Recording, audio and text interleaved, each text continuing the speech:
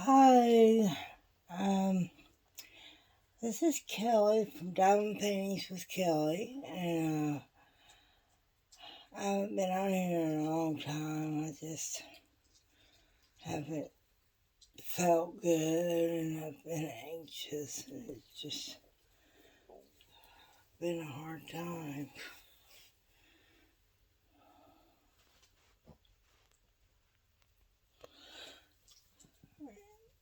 Anyway, I am glad to be back, and I hope everyone has been doing okay, and you can leave me comments below about this story and tell me if you've heard of it. I'm going to do a true crime story today. Um, let's see, it's still on here. Yeah.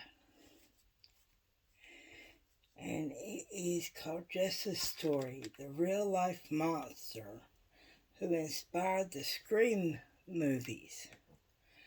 So this ought to be very interesting, and if you don't like things like that, I understand. And please, if you have children in the room, you might want to, make them leave or, whatever. But this is it for anybody that's under the age of 13. And uh, but before I begin the story, let's talk a minute. I already told you I'm feeling well, and I really didn't know what to talk about with my whipping jets. And then I thought, maybe I could read to y'all.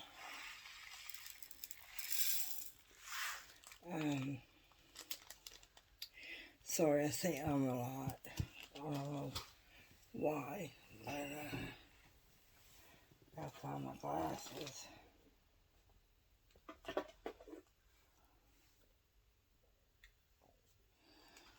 Okay, my friend had bariatric surgery a long time ago, and she is going to another bariatric surgeon, and she told her that she could lose 100 pounds in a year.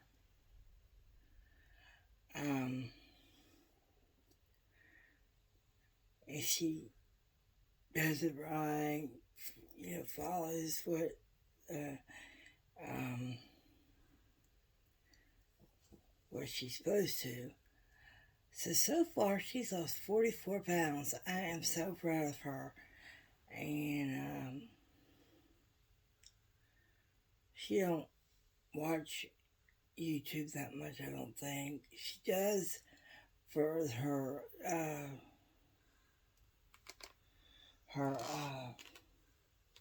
crocheting. That's how she learned. But she doesn't watch my shows.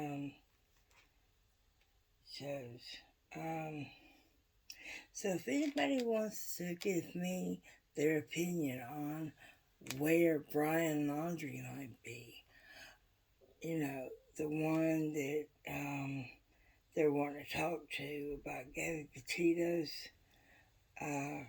murder, he's still a person of interest, but I know they have a warrant for his arrest for using somebody else's ATM card. That scares me because I'm always using my mom's. But my mom gave me her permission though, and because she's been real depressed and she just don't want to get out of the house. And I don't know what to do about it. I need to get her, I guess I need to get her a therapist. Because, see, she's really hard of hearing. So that makes her depressed because when she gets out of the house, she can't hear nothing because of the background noise. Anyway, I'm working on Santa, and it is huge. See, with a widget like here, it is the design size is 57 by 82 centimeters, 22.4 by 32.3 inches. So, I don't know how I'm ever going to find a frame for this. If you know a good place, let me know, will you? Anyway, thank you. The other night we went to Stone Mountain to see the Halloween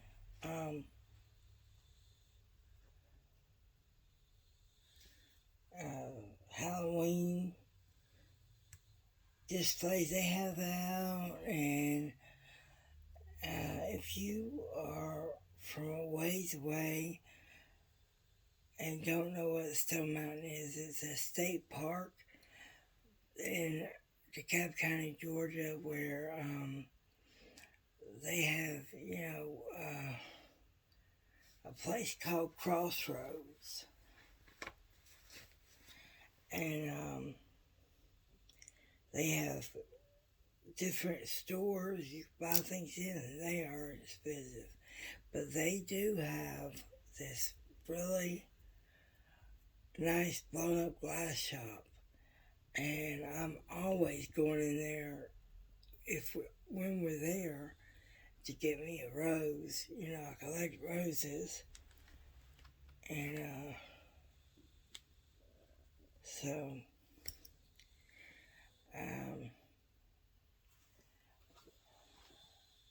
and I just really haven't felt like getting on here. I haven't felt well, and I hope everybody has been doing good. Okay.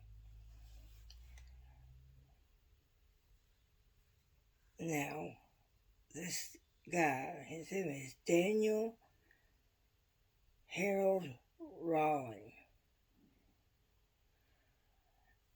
And I guess we'll go ahead and start. It's a true crime day. And I really couldn't think of what to talk about with my whipping chats. So I decided to do true crime stories. Let's see how much this is. Let's see.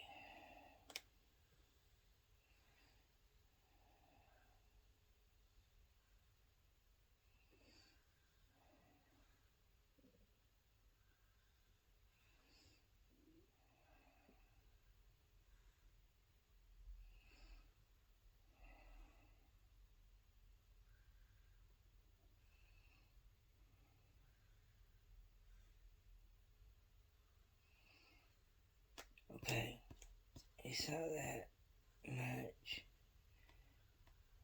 I was just curious. Okay. Alright, let's begin. Daniel Harold Rawling sang a gospel hymn for his last act, which he performed in Florida State Prison's execution chamber. He was strapped to a gurney waiting for the injection to end his life. 47 people crammed into the witness gallery, including 16 whose lives were shattered when the monster snuffed out someone they loved. Prison staff cut his song short just after 6 p.m. 6 minutes later, he got his shot. Officials declared him dead at 6:13 on October 25th, 2006. I wonder how long he was on death row. Maybe it'll say. Oh, I'm sorry about that. I don't know what that is. It might need a battery in the fire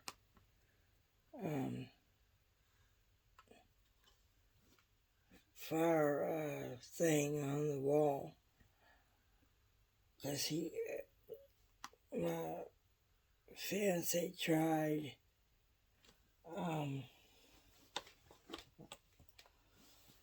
the thermostat,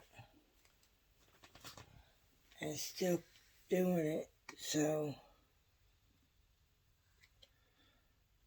anyway, I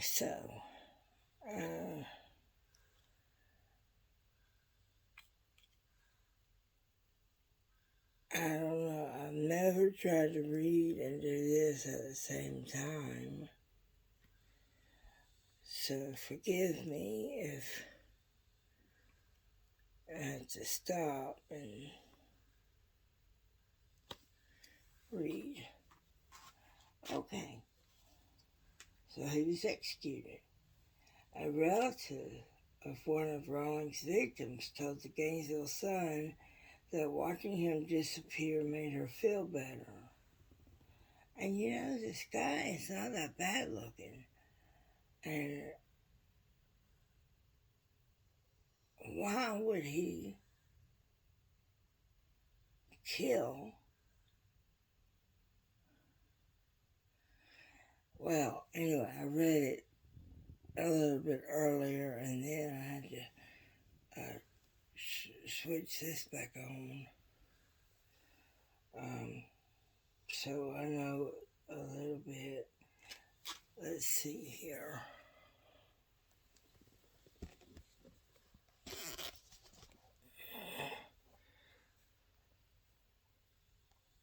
This is what he looks like.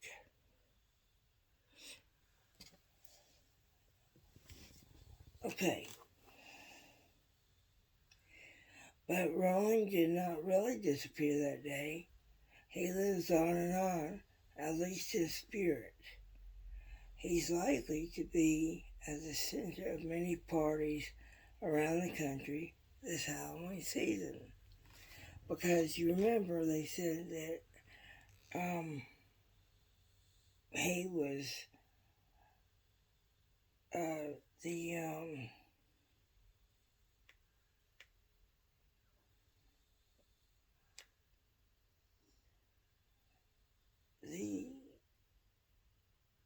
inspiration for the movie Scream. So, a lot of people like to dress up like him. I don't know why. It's an ugly costume. But,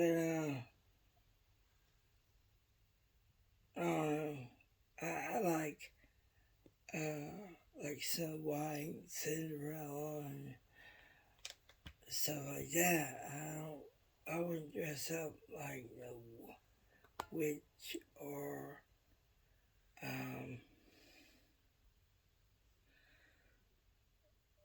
Freddy Krueger. Anyway, Rawlings was the inspiration behind Ghostface, the nightmare slasher of the popular Scream movies, a series of horrific crimes at the University of Florida in Gainesville in August 1990 earned him his date with the needle. On August 26, two students, Sonia Larson, 18, and Christina Powell, 17, were found dead in their shared apartment near the campus. So they were only 17 and 18 years old. They had their whole life ahead of them, and he had to take it and think he's all that, and he's got thinking he's God or something. Anyway.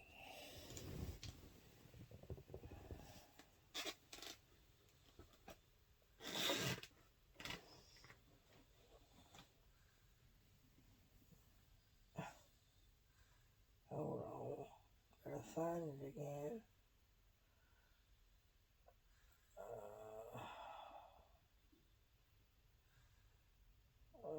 Okay. Police had to break down the door to get the girls. Or get to the girls.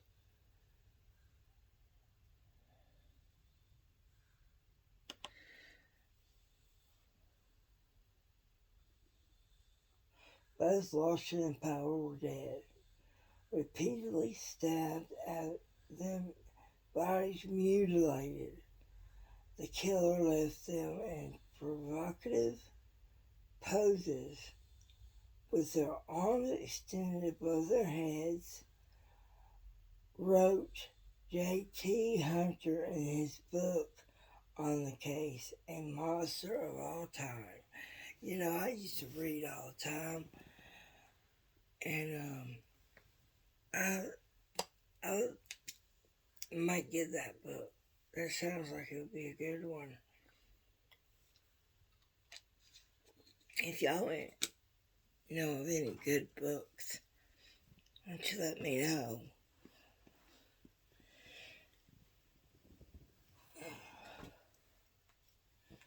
Okay. 8 hours later, deputies from the county sheriff's office went to the home of Krista Hoyt, 18, who worked as a dispatcher for the department. She had not shown up for her shift that day. They found Hoyt in her bedroom, her mutilated body posed as if she was sitting up, her hands on her thighs.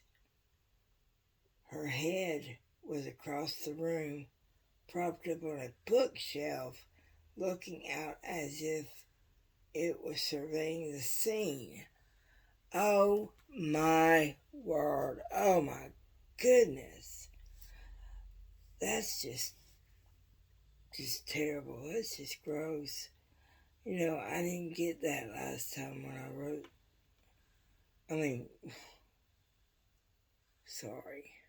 When I read some of it, it cut her head off. That's just so gross.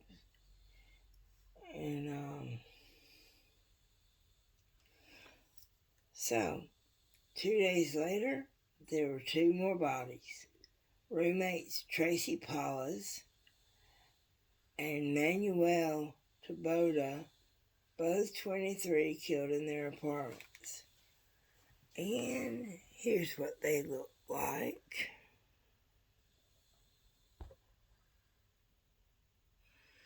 Isn't she pretty and he's cute? And they had their whole life ahead of them.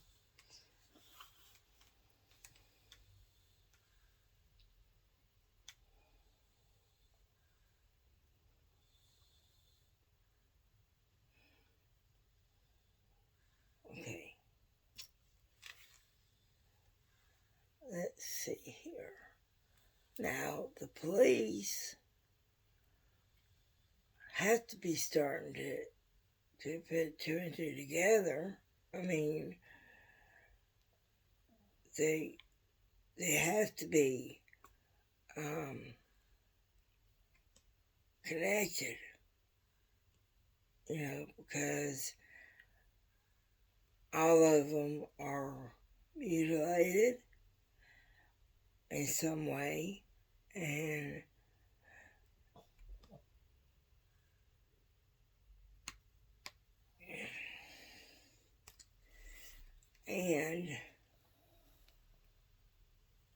they were found dead, or basically the same way.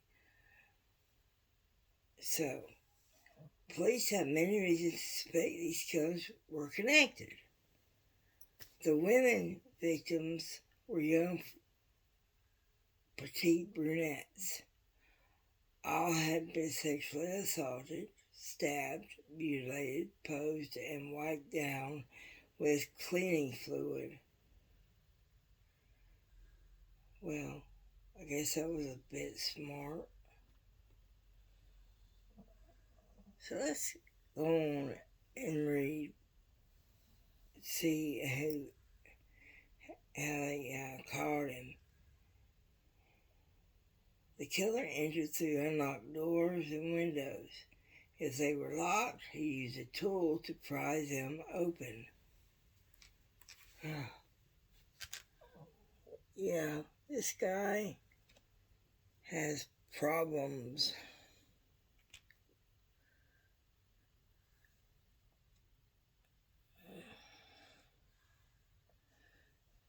So, yeah, I'm going to start doing videos in the morning when my mom's asleep, because she lives with me and my fiance, and when I start to talk, she asks me, "Who are you talking to?" I'm like, duh, I'm making a video. And then she has her TV real loud because she's hard of hearing. So I'll be doing it early in the mornings. And I hope y'all enjoy.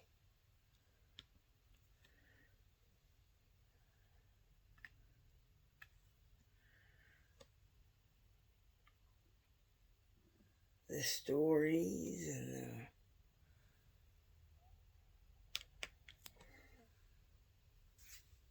things that I talk about. But anyway, so let's get back into it. For a short time, the investigation focused on a local college student with a nasty drug habit and a worse reputation.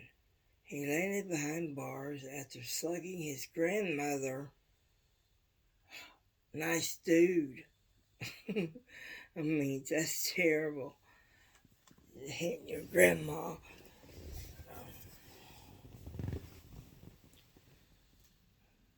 Still, investigators could find nothing to connect him to the murders.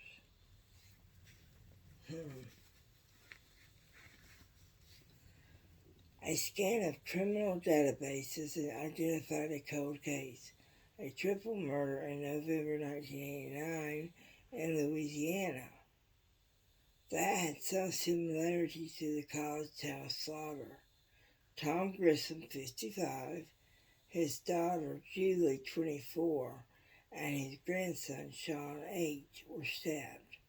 The woman, petite and brunette, was mutilated and posed in a sexually suggestive manner, as in the Gainesville cases. I don't know about you, but how can they put somebody in a prison like that? They need to be in a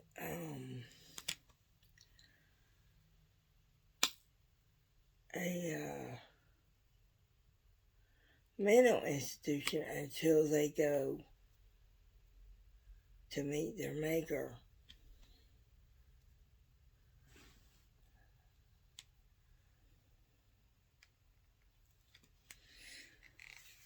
Okay, so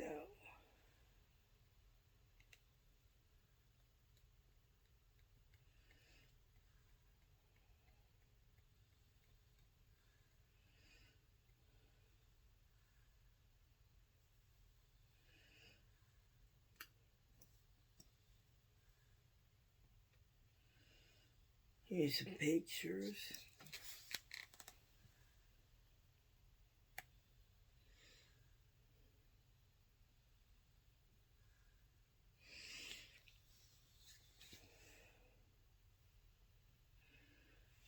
That is Sonia Larson's boyfriend, earlier. She was one that had gotten killed. Mick Asazio in the center comforts two of her high school classmates at a memorial service for this slain co-ed in Pompano Beach, Florida on August 30th, 1990. Okay. So local citizens stocked up guns, mace, and other weapons. Students put their studies on hold, packed up, and went home. Yeah, that's a good idea. Yeah. Crime experts mused across the possibility. Mused about the possibility of a copycat following the bloody footsteps of Ted Bundy. The well-educated, charismatic serial killer who was caught in Tallahassee. Police were looking for a facsimile of Bundy, but the dreaded Gainesville Ripper, as the press had dubbed him, did not fit the profile. They snagged Rolling as he was indulging in one of his favorite hobbies, armed robbery. And this is the picture of their names.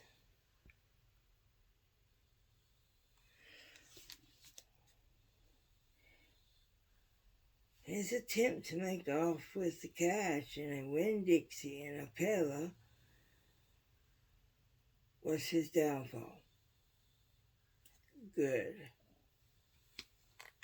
I mean, that many people, it's just, I don't know, it's just, that's all that, he wasn't as smart as some of them, because, like the Zodiac Killer and people like that went 30, 40 years without being caught. I'm not sure if the Zodiac Killer has been caught yet, but anyway, he walked into the store during peak business hours. Nice. And an employee called 911. Rolling led police on a high-speed chase until he crashed his car and tried to sprint off, but he could not get away. Yay! The judge considered his lengthy criminal record, which included multiple robberies and an attempt to murder his police officer father, when he imposed a life sentence. Oh my goodness. can't believe she tried to kill his. I guess I should be able to believe it because he's just damn mean and evil.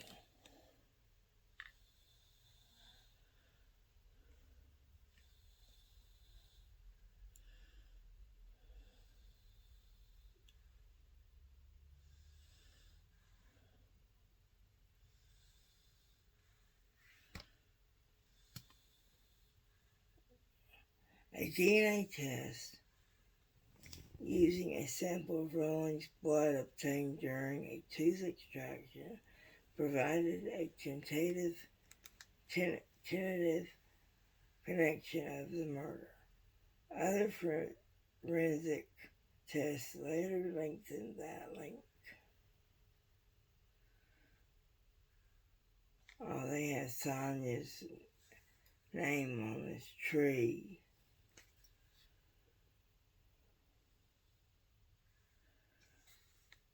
Okay. Probes into his background revealed the classic recipe for a serial killer. Miserable childhood, an abusive father, sexual molestation by a cousin, a dismal school record, and a series of illnesses. And a key ingredient, there was a fall in which he hit his head and was never quite the same. Well, that don't give you the right to kill other people, though.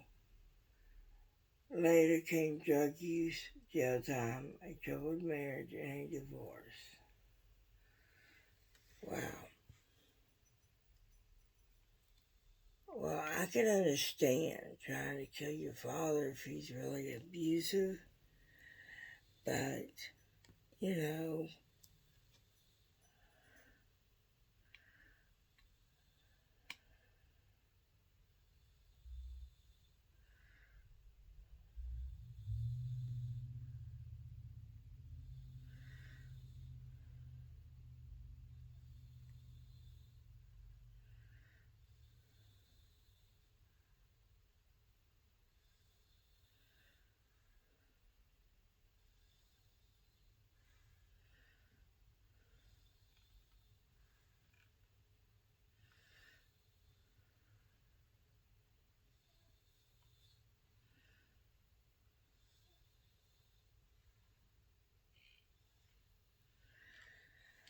anyway,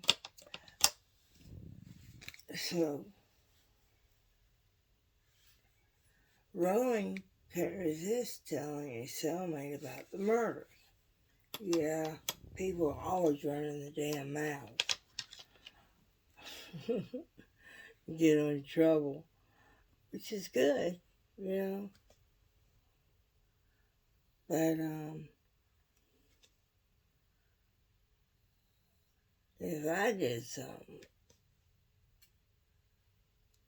I wouldn't say nothing. Because they're going to tell on you.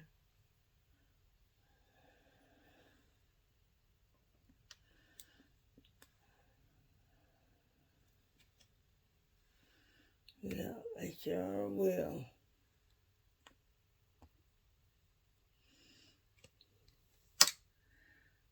So,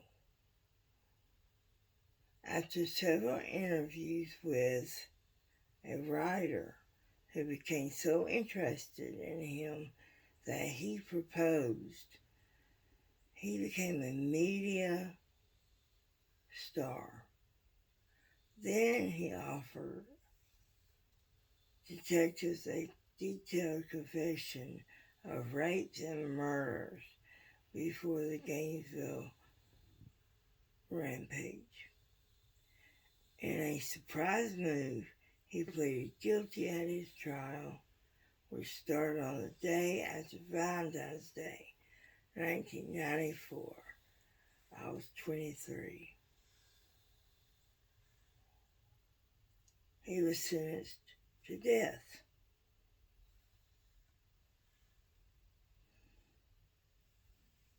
Okay, now it says how many years he was in or on death row.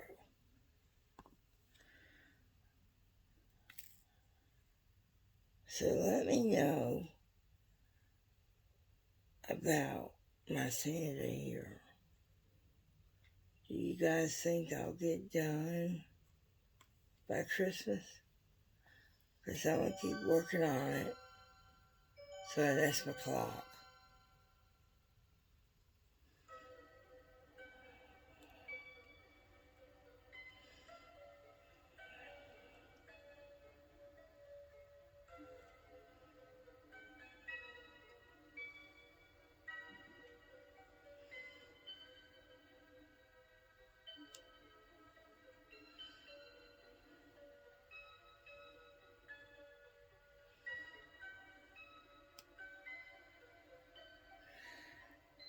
Anyway,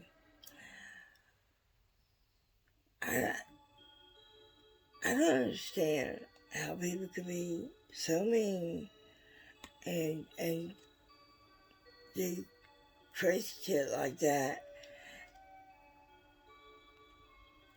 I'm sorry I get quiet sometimes. Sometimes I almost fall asleep. Because at night I can't sleep a lot of times. So,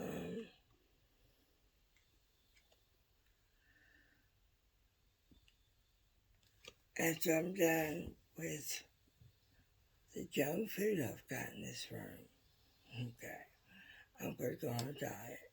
Can somebody wish me good luck? See, I have no problem with, food. I have a problem with chips. I love potato chips. And I love Chester's hot fries.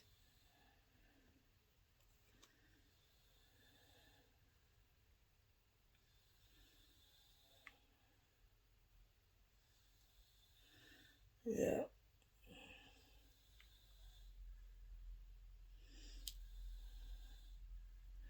See, Angela has to,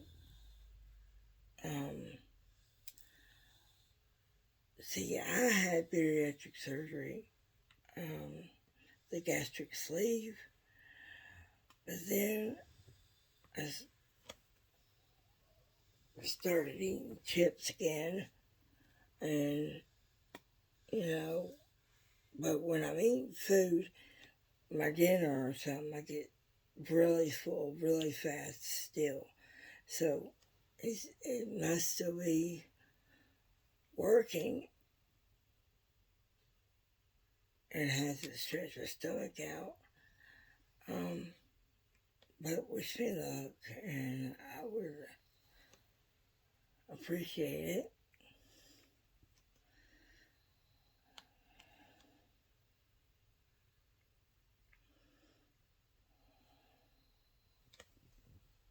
Oh, 12 o'clock already.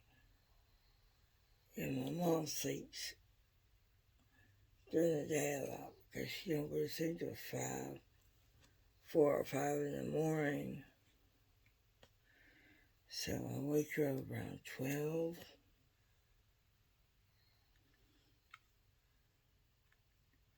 That medicine I took gives me dry mouth, so I'm sorry if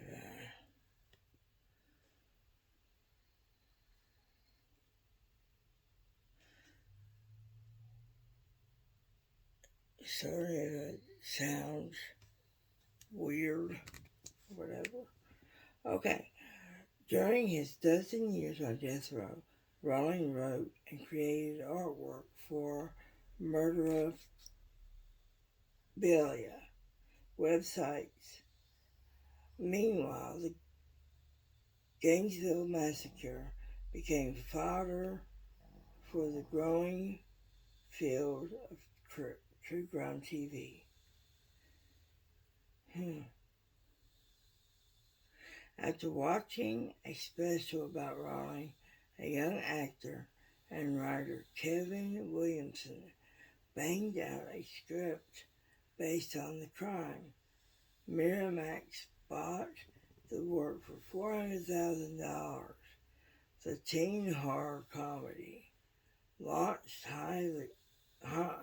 I'm sorry, I'm trying too fast.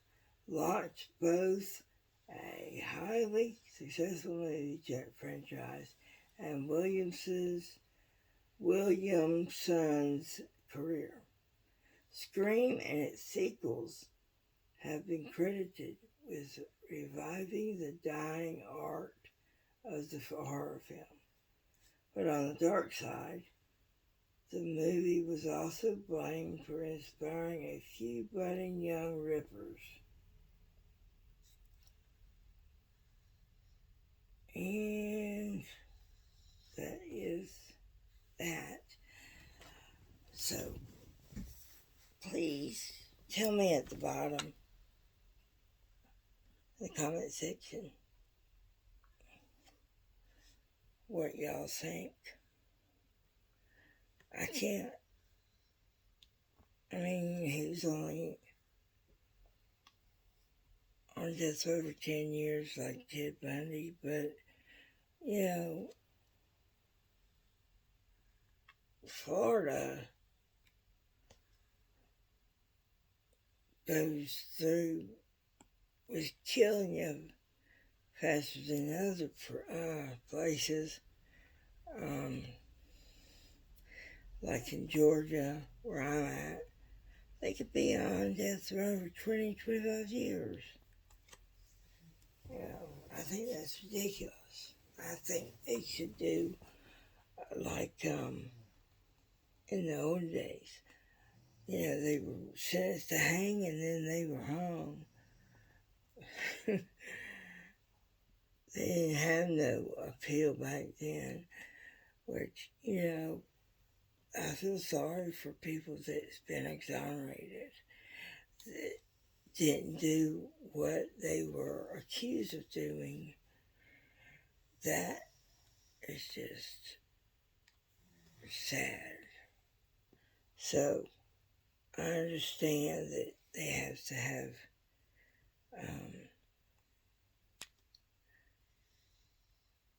appeals because they could find them not guilty. Anyways, let me know what you think, and I'll make a video soon, I promise. And take care, and God bless each and every one of you, and me and my dogs. Say, have a great day.